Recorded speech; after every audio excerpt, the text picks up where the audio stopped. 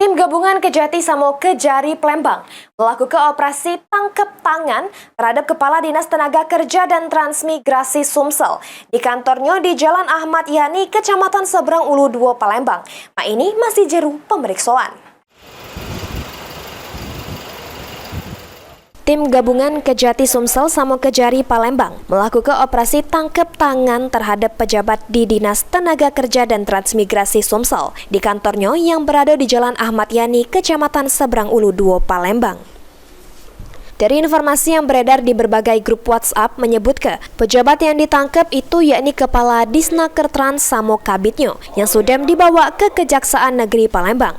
Dapat informasi tersebut, awak jurnalis langsung datangi kantor Kejari Palembang, yang mana dari pantauan PAL TV tampak awak jurnalis Kota Palembang berkumpul menunggu kepastian dari pejabat Kejari Palembang terkait siapa B yang ditangkap.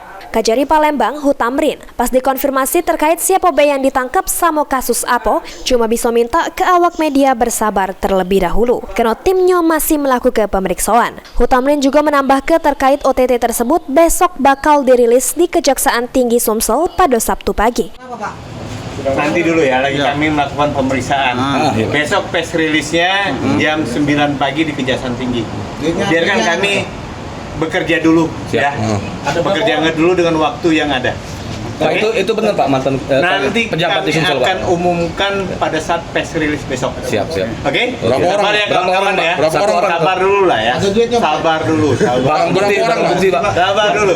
Besok pagi jam 9 pagi kita press release. Oke? Kami pegami dulu. Oke, semuanya ya. Terkait proyek Pak ya. Heru Wahyudi, PAL TV.